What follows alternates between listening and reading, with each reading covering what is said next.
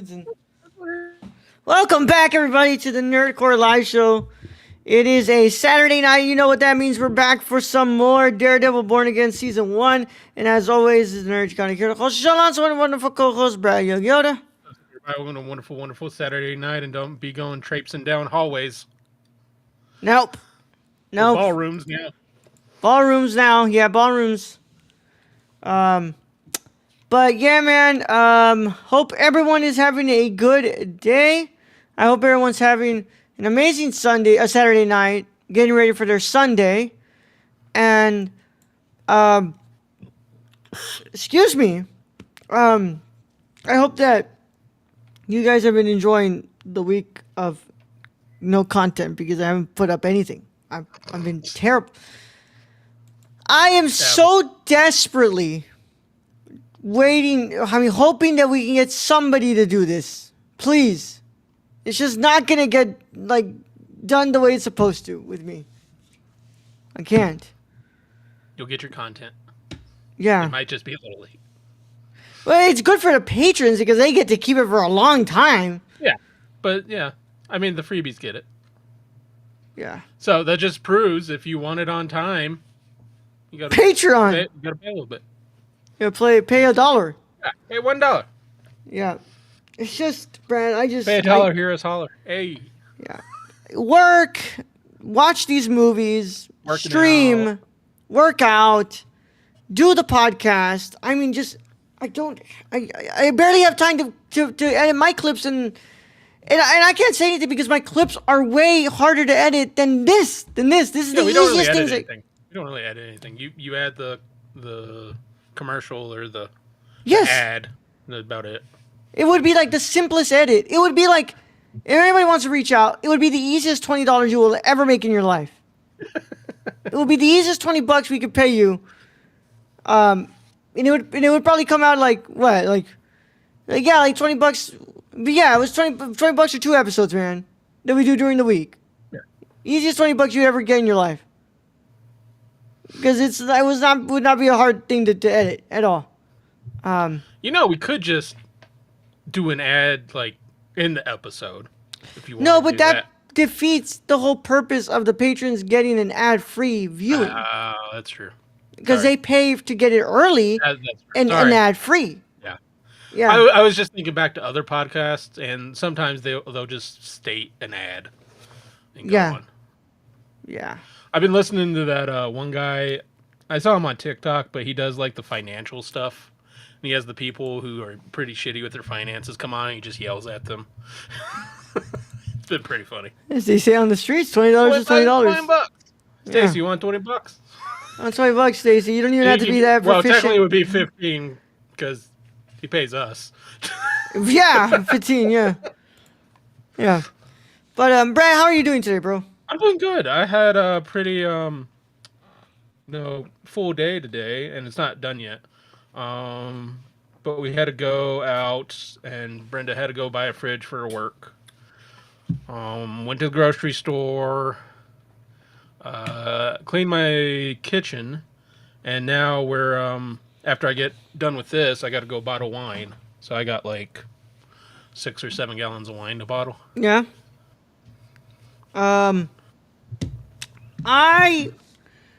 Funny enough, the dogs did not wake me up at 5 a.m. to go today. I've been waking up at 6. I just don't think they can sleep past 6 anymore. They woke up at 8. Oh, wow. Yeah. Did you sleep maybe they were just, I think they were just not, they didn't want to go. They were tired too.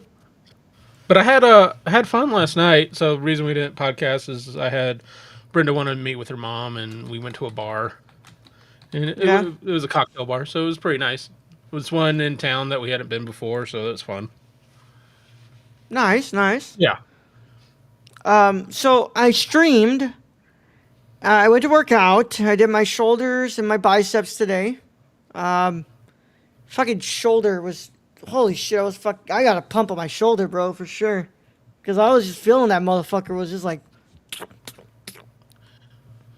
Do you do the machine, the pull? What's the press? The shoulder press? Yes. Is it the lat the lat pull down? No, I don't do the lat pull down. I didn't do it today. So I have like the $200 Amazon deal lat pull down machine, so I do that. Yeah. Well, that does your shoulders too. Yeah, and Yeah. the back. That's what I'm. It's mostly for your lats, your back. Yeah, Yeah, but it's mostly for the back. it But does do a little bit of your it's a shoulders. workout. I mean, but I've got like, because it's not the Olympic like set on there. It's just the single, the 1 inch weights on it. So Yeah. it's like, I think it's like 100. It's pretty close to 170 pounds, I think, to pull. So it gets a workout. Yeah. Dude, and then I came back. I ate my lunch and I watched another film, another one of those fun films. This one was what's it called? A slasher. A Slasher. Slasher adult. Yeah. Slasher Well, another one of these where it's like it's more of a horror movie that has like full frontal sex in it. You know what though? Like most horror movies are a bit pornographic. Yeah, yeah. Like the Jasons. Well, compared to the three that I watched, Halloweens. yeah. Compared to the three that I watched, only one of them was I would categorize it straight up like an adult film. Yeah. But the other two are just like straight up like horror films that have like a bunch of like, a bunch of full frontal sex and hardcore sex in it. I mean, but you go back, you think of the really prominent horror movies of our time, like Nightmare Well, look on at the Elm way that Street. Halloween starts, Brad. Yeah. Yeah. Exactly. I mean, yeah, they're and that's the thing is like you have very promiscuous, teens, and they end up getting killed in the cabins, in the woods. That's just generally what the old school horror films were. Yeah. But yeah, pretty good movie actually. I was not disappointed in it at all. It was what's it called? It was good. It was good. Other than that, I streamed. I played some Warzone. Okay. Very cool. And yeah, it was a short one. That's why we were a little late. But it was fun. Not too bad. Not at all. I just had to make the thumbnail. But yeah, other than that, man, that's all I got going. I might throw on another movie after this. It won't be an adult. It'll probably be something else. What TV show are we reviewing tomorrow? Is that coming out tomorrow? No. Oh wait, tomorrow? Yes, tomorrow is Last of Us season 2, episode 1. Does that premiere tomorrow? Yes. Okay. Yeah. I also have something to let you guys know before you start being confused as what's going to happen. So, Brad, I do not like the way that they have this planned out for Andor. So, Okay. hold on. I'm going to show you. I'm going to show you. Was it like 4 episodes on the first? It's just so stupid. And it's also, did you know this is the last season of Andor? I did not, but not surprising. I mean, it's the character from Rogue One. Yeah. Who you don't like, you shouldn't like really, expect anything else after that. Yeah. Well, it just sucks because I thought there would be more for us to explore, but Well, Andor here, look. probably is the best thing they've done since the 70s. Yeah. This is the dumbest shit ever. Okay, so episodes 1 through 3 on April 22nd, which I'm ready for that. It's whatever, right? It's There fine. are 12 episodes though.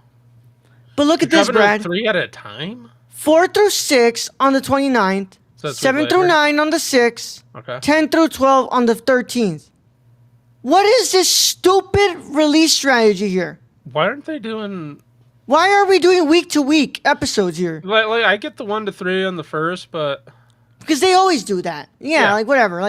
They always do that. 3 for Why are we doing this? This is so stupid. Is it one of those Disney just wants to get out of the way? Like Which is really that's what this screams to me. That's what this screams to me. Which is really weird because Andor season 1 again is like the best thing Disney has done, or not Disney, but Disney Star Wars universe has done.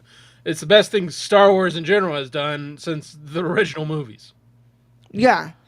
Well, so this is just so stupid, bro. Like, why? What is this? Like, what is this stupid release strategy, bro? Like, That just tells me like they're just trying to get it out of the way.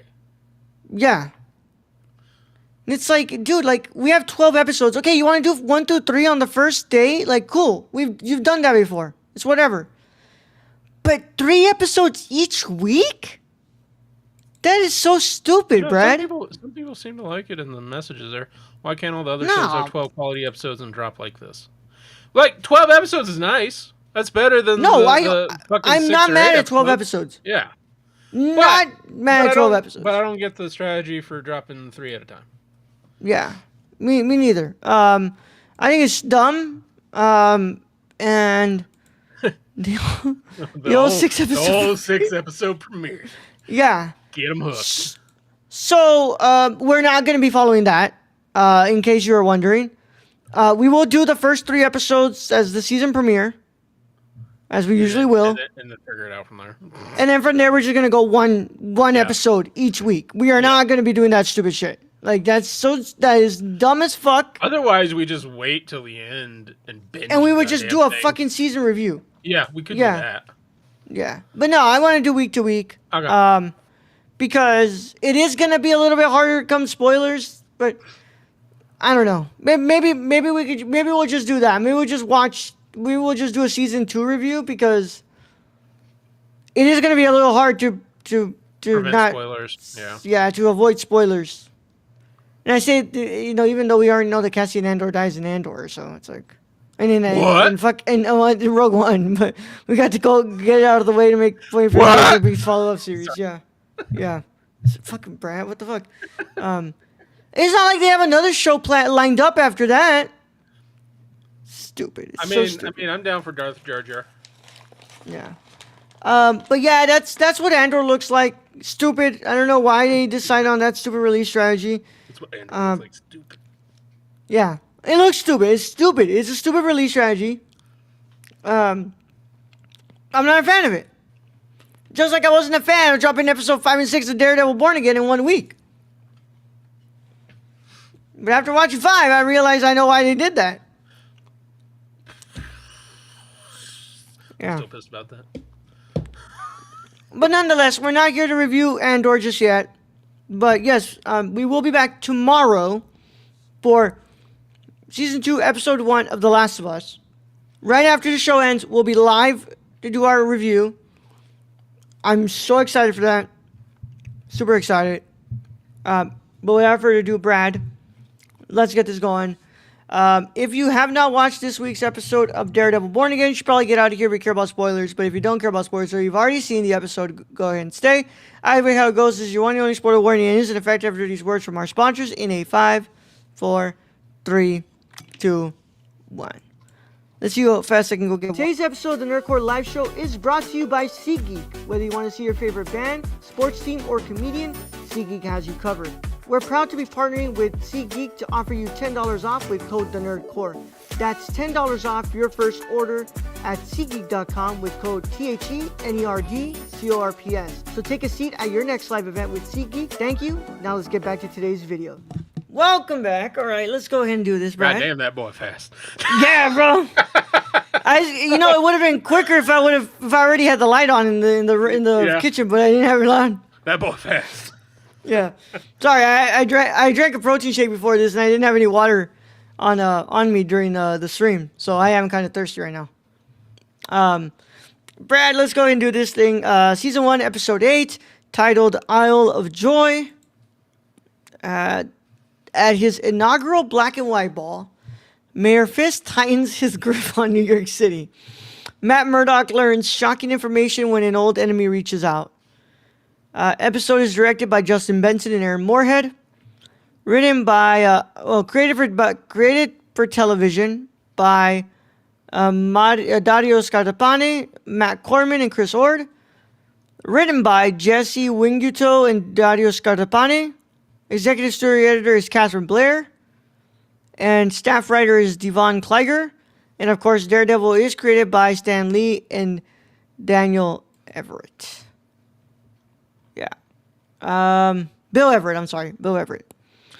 Cast includes Charlie Cox, Vincent D'Onofrio, Margarita Levieva, R.D. Frushan, Nikki M. James, Ayelet Zurer, Michael Gandolfini, Sabrina Guevara, Clark Johnson, Janaea Walton, Wilson Bethel is back, Tony Dalton, Susan Varon, and Michael Gaston and Hamish Alan Headley and more.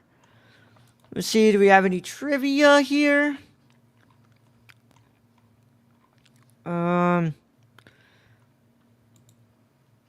Bullseye's escape from prison pays homage to Daredevil number 181. There he spits a migraine pill into a guard's eye. Here he spills a loosened tooth. Yeah. It was a foreshadowing when Matt went to Rikers Island and spoke with Poindexter, aka Bullseye, in an attempt to bargain for his life after being sent to the general prison population. Poindexter says that in another life, Matt might have defended him as his lawyer. The reason he gives is because the what good men do, right? Defend their worst enemies at the end of this episode. Matt just does that just by defending the Kingpin. Throughout the season, colors are used to highlight characters when their alter egos are in control. Red light shines on Matt when he reverts to Daredevil. White lights shine on Fisk when he reverts to Kingpin. And in this episode's blue lights shine on Dex when he reverts back into Bullseye. Yeah. Cool. Brad, I'm going to let you go first. You were the first one to watch this episode, but plus I feel like I'm about to come in with some raging thoughts. What are your initial thoughts on Daredevil Born Again Season 1, Episode 8? Interesting episode. I don't know if I fully understand the point of that ending. That was a very interesting ending. Also, I just got to say, the title of Deputy Mayor of Communications is such a bullshit title. I'm just saying. That's you can't call him his henchman, Brad. That doesn't make... That's such a bullshit title. He outright can't call him his right-hand man. I don't know. And then you have the whole the Vanessa, which we kind of got from the last episode. We know Vanessa is way more powerful and controlling of what's going on behind the scenes than we previously knew. I don't think it was as good as some of the other episodes, but I'm like, I'm still wanting to know what's going to happen. But I just found the ending to be pretty interesting because I don't know what the hell that means. How you go forward from that. All right. Here we go. Oh, I'm a bit confused. This, in episode 6, downright the best episodes of the series so far. Yeah. Yeah. Writing is on fucking point on this episode. You right off the fucking bat, we're back with Poindexter. We're back with Bullseye. Yeah, and probably the worst move that can be done to that guy is to put him with the general population. Which we haven't seen since what, the first episode? We haven't seen Bullseye since the first episode. Uh-huh. It made no sense. Yeah. So you get that, right? But then you this episode. What I really like about this episode is the way that it's moving along the whole episode, because it doesn't really give you any time to really like stop and stop and breathe for a second, which might be one of the things that is a little bit keeping it from being a perfect episode. Mm-hmm. Because then it moves on to Vanessa, and where she fucking kills Adam, and it's like I'm like, oh fuck. But then you also have the stuff with Heather and Dr. Glenn and Matt, where it's oh man, it's fucking funny because a lot of tension. A lot of tension, but also like the face that Matt puts when he's like, Daredevil saved you. It's like, no, I saved me. And he's like, no, you didn't. He's like, he's like, oh, I wish I could tell you that I'm Daredevil right now. Yeah, because you did not save yourself. I saved you. I was there. I was there in that whole situation. Yeah. I mean, look, if Matt wouldn't have been there to hold off Muse, she would have died. Oh, yeah, easily. Like, she killed him for sure. Yeah, but... she delivered the death blow, but... if Daredevil had been there, she would have been dead. Yeah, 100%. So, it's got a lot of different things playing in this episode, but I think that it handles it really well. Do you like how they had Wilson Fisk just straight up do backroom deals during his wedding? It's a reception. Now, I want to ask you, Brad, what did that guy tell him about because I thought I heard Red Hulk. No. Red Hook. Red Hook. Okay, cool. The port. Okay, cool. I thought I heard Red Hulk, and I was like, as far as I'm concerned, Red Hook. I was like, that's nothing to do. You were way more confused. Yeah, I was like, this show has nothing to do with Captain America: Brave New World. I was like, what in the fuck? But yeah. Thank you for what's it called? Thank you for clearing that up for me. Yeah. Red Hook, which is the port area that he's gonna build something or restore, or, whatever. Yeah. But yeah, dude, this episode to me was a really, really good. I'm still stuck on that ending. He's not dead. Well, no, he's not dead. Like, I know that. It's fucking Daredevil. He's not dead. But he saves Fisk. He's dealing with AEW's Taz, bro. Got to get it out of the way to make way for... Okay, we already read that. Yeah, we already read that one. But where does, what is the mindset of Fisk now? After his, enemy saved him. Well, first of all, probably some of the most Catholic shit is for you to take take a bullet for your enemy. I mean, that's some Catholic guilt going on. There was a lot of Catholic guilt in this episode that he was faced with. Which, once again, is what I love when they finally bring up these very, prominent things about Daredevil. And something I felt like was missing from the other episodes was like, hey, there's a very big part of Matt that you're not including in this. The whole dialogue with Bullseye was terrific. Amazing. That whole scene. And then the Catholic guilt's going to be really strong when he figures out that he's the whole reason that Bullseye had the loose tooth that got him out. Mm-hmm. Mm-hmm. So, look, man, I think that, one of two things.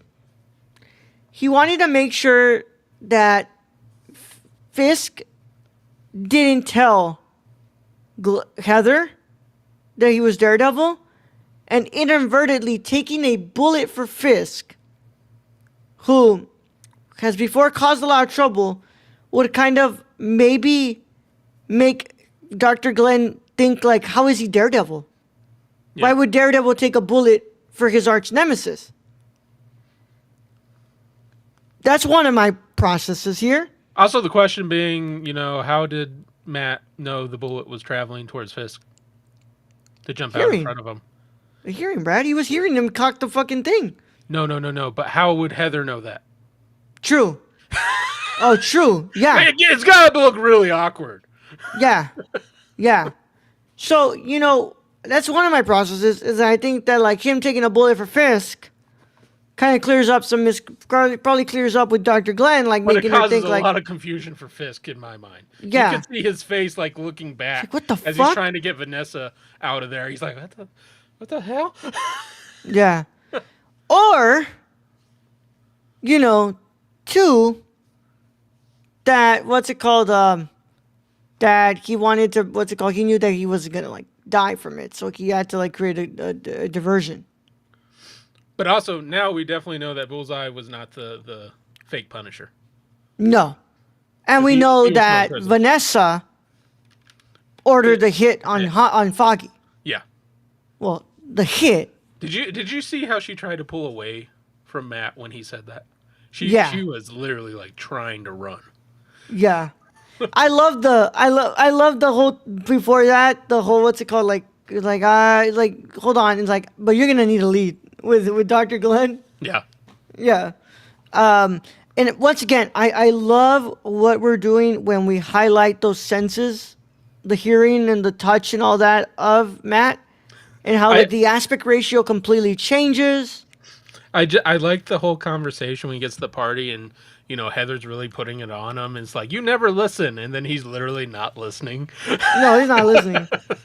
He's trying to listen to the conversation. But Fisk in a whole also nother knows that room. he's listening to him when they're dancing, and he's like saying stuff to him, like, "Oh, like devil, you what's it called? Like what does she know?" And like now when they switch partners, he's like telling Heather, like, you know why he's like so involved with vigilantes, and like I really feel like it's that, Brad, like him taking the bullet for Fisk maybe clears up any idea that anybody had, whether it's her or his law partner, that he would be Daredevil. Because why would Daredevil take a bullet for his biggest enemy? I think it definitely adds the confusion, but also I think it's just truly that Daredevil is a hero. And so even for his worst enemy, he would take the bullet. And because you had that whole situation with Bullseye where he couldn't come to terms with that.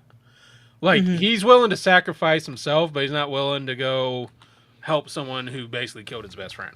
Well, who did kill his best friend. Yeah. Hey, what's it called? Love thy neighbor, right? I guess that's what's it called? That comes into play too with how he just took a fucking bullet for the guy.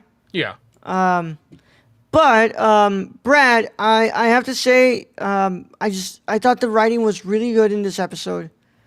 They did a really, really good job on highlighting those things about Daredevil, like, like his inability to really, like, to really communicate with Dr. Glenn right now, because Matt's like completely, concentrated and dealing with the fact that, like, Fisk wants the people to be lured to there, so that way he can make Dr. Glenn's story his, to promote his anti-vigilante, position. And then of course you have the stuff with Vanessa and her killing Adam, which just completely, well, you know what? It doesn't completely, like, come out of left field, because if Vanessa wants to move into this prominent position of power, that now it looks like Fisk is fully fine with her full going into it. Yeah. She needs to cut ties with the past. Well, also I mean, she could also just be playing Fisk. She could be playing Fisk, and she could have been playing Adam all along and being like, "You were just something that I wanted to, fool around with." Yeah, it was probably like, kind of I mean, it's like when you go to a job interview and then you use that as leverage to get more money at your job. It's kind of like that. She was using him as leverage to get more power from Fisk. Yeah. And, I feel like Vanessa knows that Fisk is obsessed with her. Oh, yeah. And that's easy. I mean, she literally told, like, when Heather asked her, like, do you feel safe in your home? She's like, I'm perfectly safe. Of course. He would never harm me. Yeah. So that was really, really good. That was really good. I really liked that. And she didn't just go one bullet, bro. She went four shots in that motherfucker, bro. She made sure that he was dead. Although I'm surprised, like, they didn't, like, go to straight, like, then they had sex in that same room. Just pure evil. Yeah. But I want to know what you thought about the whole BB and the deputy mayor of communications. Yeah. Stupid fucking. What do you think about what's going on there? Because obviously BB is jealous. I think it's BB. Well, I think BB's also playing. Like, yeah. She knows Daniel's in a position of power to get her what she wants, which is more stories. And she's using that along with, with the is he the commissioner for the police? The chief, yeah. Chief Gaio?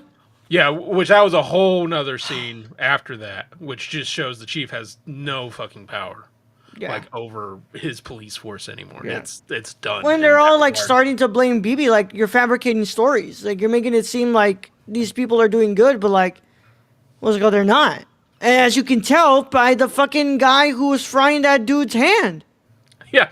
Well, and then the chief told him to stop, and he's like, fuck. Yeah. What are you gonna do? Well, because it's all now it's fully like understanding. Now you all understand that everything is going under Fisk. There is no chief of police. There is just an image of a chief of police. So that way the people don't think that it's under Fisk's command, but this whole task force runs under Fisk. And I think BB is like kind of in the whole same stream of Vanessa, in that she's leveraging what she can to get more stories and therefore, produce more for herself. She's in it for herself, in my mind. I think Daniel is she's going to play Daniel. Yeah. Because even though Daniel thinks he's like some tough shit, I think BB's going to be the one to like really show just how her strength, and she's going to play him. Yeah. But yeah, dude, I really like this episode, man. I think that they did a great job with the writing. This is what I want. This is what I want from this series. This episode 6 have been the biggest examples of like good storytelling and good, writing and direction and editing. But we only have one episode left. And we only have one episode left. I don't know what you dropped. My PS4 controller. But I wish that the rest of this series had followed the example of episode 6 and episode 8. And then just got rid of episode 5. Yeah. But I mean, it's been good. I really enjoyed this episode. I don't think Matt's dead. I don't think he's dead. No, he's not dead. I mean, otherwise, like, we're not getting. They already said we're getting like a season 2 of Daredevil or something. Yeah, so he's not dead. I don't know. The ending is kind of confusing because I don't know where they're going to go with it, but like it keeps you on your toes. Yeah, it sure does. Is there anything else I'm missing, Brad?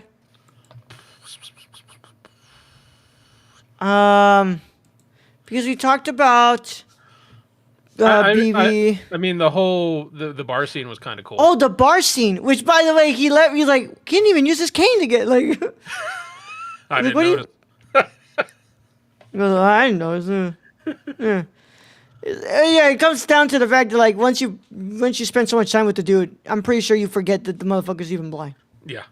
But yeah, they were trying to finish up the bottle that and that's where he understood that Foggy knew he was going to win that case. Yeah. And that's why he was murdered. Yep. And I want to bring up one last thing. I really fucking hope that we have Karen in this next episode, because I think a big part of what has been missing this whole season is no Karen. Because like, no Karen, no Frank, no Bullseye. Yeah. Well, Frank, yeah, like that was really confusing. Just to bring him in. That might be all we get from the Punisher. I think so too, Brad. Because he's getting his own show. So. Well, remember what's it called? Wasn't it Heather or BB who said that they wanted to interview the Punisher? Look at that one. Yeah. So I think that the Punisher series is going to revolve around, her probably trying to reach out to Frank and trying to talk to him because of Fisk. Spittle flying. Yeah. But but yeah, I'm not a big fan of like the way they handled the Punisher in this season. No, I mean, but I feel the same about Bullseye. I feel like, at the very beginning, he's like one of the major villains. Yeah, it's what really sets off the course of this whole season. Yeah, and then you don't hear from him until this episode. Yeah. Which is one episode from the finale. At least they didn't kill him. Yeah. I mean, it's funny as shit. He fell off the fucking build. Yeah, they have a tendency to kill off. They have one more episode that they could kill him in. Other than Fisk. Yeah. Well, because remember, like this whole season, it was never going to be about like Daredevil versus Bullseye, Daredevil versus White Tiger, Daredevil versus Muse. It's always going to be Daredevil versus Fisk. It's always going to be Daredevil versus Kingpin because it's like your Joker Batman. Yeah, I just don't like the way that we've got there with like sacrificing, villains like Muse and White Tiger, sure, because White Tiger dies in the comics, but like Muse, it's like the actor also passed away. Passed away. Yeah. Maybe they feature more prominently in the finale or subsequent season while Matt's dead. Yeah. Dead. Yeah. I don't know, man. I think I know where they might be heading, and I don't know. Yeah. I really like this episode, Brad. This was easily the what's called some of the best writing on this episode on the season. Right up there with episode 6. I still like episode 6 a little bit more, but truly this episode had me invested from the beginning to the end, and I really did enjoy this episode. What's your final verdict, Brad? I'm gonna give it a 9 out of 10. I like it, but I just find the ending, like, I don't know. Think it's gonna make a little bit more sense in the next episode, huh? Yeah, with one more episode, but I mean, they're gonna have a second season, probably a third, and who knows what. But with one episode left, this season needed like 12 episodes to be real, and to get rid of fucking episode 5. Remember, Brad, the original series, which probably was gonna look like episode 5, right? That was supposed to have like 15 episodes. Okay, well, imagine 15 episodes of episode 5. No, I would have told you I'm done watching by like 2 or 3. I'm like, I'm just not finishing this. Yeah, it's just rancid. Yep. Brad, I'm gonna go ahead and give this a 9.25, the exact same score that I gave episode 6.